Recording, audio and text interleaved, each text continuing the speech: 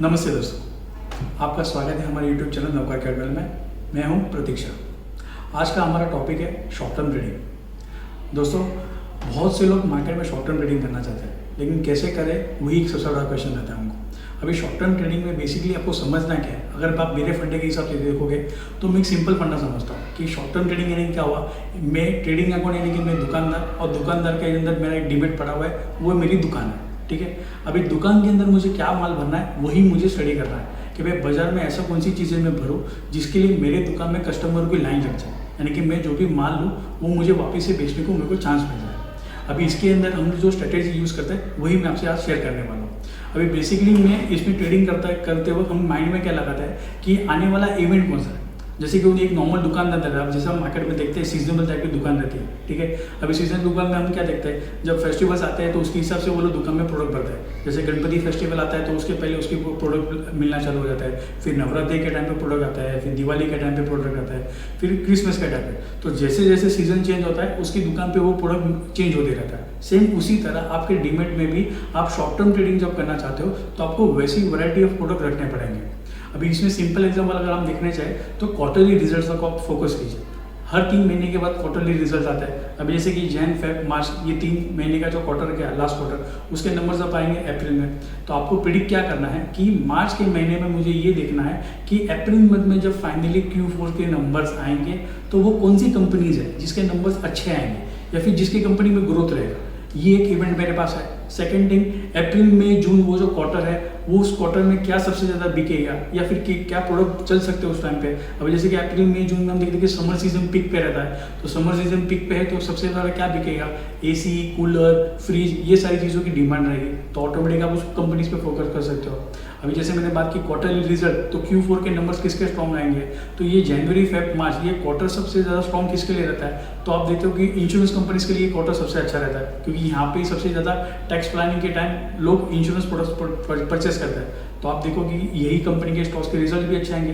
तो अगर मार्केट उस टाइम पे गिरा है या फिर मार्केट में वोलेटिलिटी है तो मेरा माइंड क्लियर है कि मेरे दुकान में मुझे माल क्या भरना है, क्योंकि अगर ये माल मैंने भरा तो मुझे गारंटी ये माल तो बढ़ने ही वाला है और इसका कस्टमर मुझे मिलने वाला है। तो मेरा चर्निंग होते रहता है। अभी जैसे कि हम देखते हैं कि दिवाली के टाइम पे क्या माल बिकेगा या फिर दिवाली में नॉर्मली क्या माल बिकता है, उसका हम प्लानिंग कहाँ पे करेंगे, बारिश के टाइम पे। जून जुलाई में अगर हम उसका परचेस करना चालू करेंगे तो आप अगस्त, सितंबर, अक्टूबर में उसका प्रोडक्ट आप बेच सकते हो।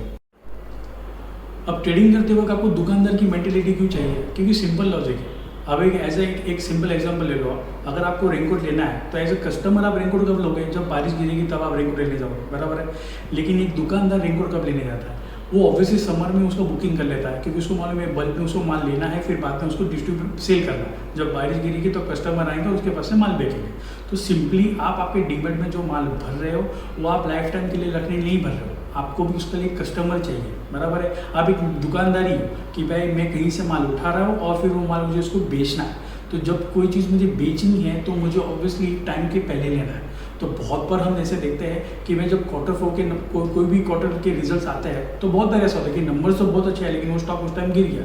वो गिरा नहीं रहता, वो प्रॉफिट बुकिंग होता है। प्रॉफिट बुकिंग क्यों होता है, क्योंकि बहुत से व्यापारी लोग या जो ट्रेडर जैसे कहते हैं वो ऐसे रहते हैं जो मार्केट को प्रिडिक्ट करते हैं कि भाई इसका रिजल्ट अच्छे आने वाले हैं और वो पहले से परचेस करते हैं, क्योंकि मार्केट का नियम है buy on rumour sell on news. तो जब इवेंट खत्म हो जाता है उस टाइम पर वो वहाँ से प्रॉफिट बुकिंग होती है। सिंपली जैसे कि शादी हो जाती है तो लोग बाराती अपने घर पे चले जाते हैं। शादी की खरीदारी कब होती है, जब शादी की डेट होती है उसके 2 महीने पहले, ना कि शादी के दिन।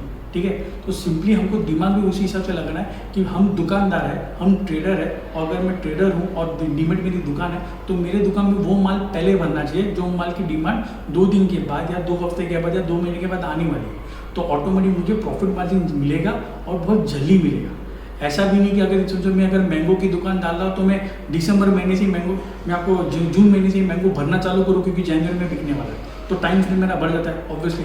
तो ऑब्वियसली फटाके की दुकान कब आएगी, दिवाली में आएगी। मैंगो की दुकान कब आएगी, जनवरी फरवरी में आएगी। तो हर एक का एक टाइमिंग है, आपको उसी टाइमिंग के हिसाब से आपके डीमेट में भी उस स्टॉक का जब टाइम आएगा उस टाइम पे उसको माल भरना है। इसके कहते हैं शॉर्ट टर्म ट्रेडिंग। दूसरी एक स्ट्रेटेजी आप यूज कर सकते हो शॉर्ट टर्म ट्रेडिंग में, डाइवर्सिफिकेशन। डाइवर्सिफिकेशन क्या है, किराने की दुकान कैसे रहती है कि उसका कोई वैरायटी ऑफ प्रोडक्ट रहता है। ठीक है। आपको भी आपके दुकान के अंदर यानी कि जो डीमेट में आपकी कैपिटल आपने जो नक्की किया है 2 लाख 5 लाख 10 लाख जो भी आपने कैपिटल डिवाइड किया है उसको आप 10 स्टॉक्स में डिवाइड कर दीजिए। लेट्स से कि अगर मैं 5 लाख रुपीज़ का इन्वेस्टमेंट करके मैं मार्केट में स्टार्ट करता हूँ ट्रेडिंग, तो उसको 50,000 के 10 पार्ट्स कर दीजिए। इससे बेनिफिट क्या होगा, आपके पास वैरायटी रहेगी, आपके पास IT रहेगा, फार्मा रहेगा, बैंकिंग रहेगा, ऑटोमोबाइल रहेगा, रियल एस्टेट रहेगा, सब वैरायटी रहेगी। तो कुछ ना कुछ तो बिकेगा, चर्निंग होता रहेगा, दुकान में कभी ऐसे बैठना नहीं पड़ेगा। लेकिन ये भी याद रखना, इसका मतलब ये नहीं कि सिर्फ भरते जाओ, बराबर है। क्योंकि हम बहुत बार देखते हैं, हम खुद भी जब किसी दुकान में जाते हैं हम कोई चीज़ ऐसी मांगते हैं कि वो दुकान में नहीं रहती, जबकि उस दुकान में ऑलरेडी 100 टाइप के प्रोडक्ट तो है ही।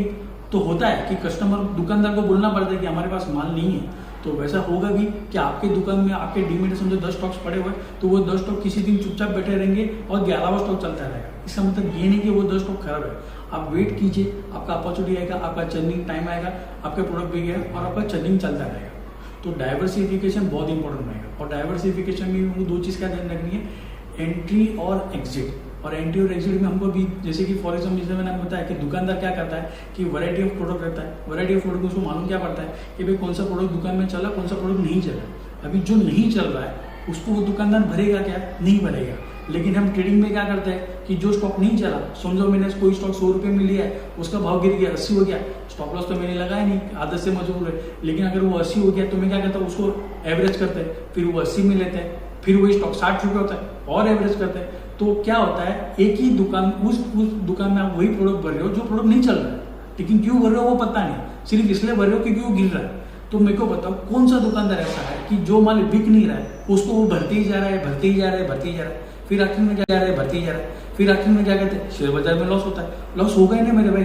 अभी जिस प्रोडक्ट का कस्टमर आपको मिल नहीं रहा है वो माल आप भर क्यों रहे हो। तो सिंपली आपको ये चीज़ याद रखनी है, अगर कोई स्टॉक आपने लिया और अगर वो नहीं चला, आइदर उसको स्टॉप लॉस लगा के उसको निकाल दो, नहीं तो उसको एटलीस्ट एवरेज मत करो। क्योंकि एवरेज करना यानी कि आप आपके कैपिटल को स्टक कर रहे हो। कैपिटल को स्टक करोगे तो अटक जाओगे, क्योंकि आपके पास भी लिमिटेड कैपिटल है। आप डाल के कितना डालोगे, हर बार तो आप नया पैसा डाल नहीं सकते हो, एक लिमिटेशन रहती है। हर बंदे को आते हो कि एक दुकान में जितना डालो उतना कमी है। सेम उसी तरह शेयर बाजार में जितना पैसा डालोगे उतना कमी है। So you have to set that point कि भाई मुझे एक लिमिट के आगे पैसा नहीं डालना है, मैं ग्रेजुअली इसको ग्रो करूंगा, वो अलग चीज़ है। दुकान अगर चल रही है अच्छी तो मैं ऑब्वियसली उसको कैपिटल इन्फ्यूजन करता रहूंगा। लेकिन इसका मतलब ये नहीं कि सिर्फ मैं डालता ही रहा हूँ, डालता ही रहा हूँ। मेरे को कुछ निकालना भी है, उस प्रॉफिट को मुझे एंजॉय भी करना है। तो वो जो चीज़ नहीं चल रही उसके अंदर मुझे एडिशन नहीं करना है। उल्टा जो चीज़ चल रही है उसको मैं ज़्यादा मंगाऊँ, उसको मैं ज़्यादा रोलिंग करूँ, उसके ऊपर अगर मैं फोकस करूँगा तो मेरा जो लॉस यहाँ पे हो रहा है वो लॉस यहाँ पे कवर भी हो जाएगा। और एक टाइम ऐसा है कि वो लॉस के स्टॉक को भी मैं ऐसे ही बेच दूँ तो भी मुझे कोई फर्क नहीं गिरेगा, क्योंकि मुझे दूसरी जगह पे प्रॉफिट अच्छा मिल चुका है। सो अगर इस चीज़ को हम प्रॉपर्ली ध्यान से करेंगे तो शॉर्ट टर्म ट्रेडिंग अच्छा हमको बेनिफिट देगा, जो कम कैपिटल से भी आपका काम बन सकता है। क्योंकि हर इन्वेस्टर लॉन्ग टर्म इन्वेस्टमेंट तो कर नहीं सकता है, और लॉन्ग टर्म इन्वेस्टमेंट करना भी चाहिए, नहीं करना चाहिए ऐसा नहीं है, लेकिन 2 चीज़ अलग अलग है। अभी जैसे कि मेरी अगर सोने की दुकान है तो सोने का भाव बढ़ रहा है तो क्या मैं सिर्फ सोना कभी बेचूंगा नहीं, ऐसा तो होगा नहीं ना, मुझे बेचना है कभी तो माल।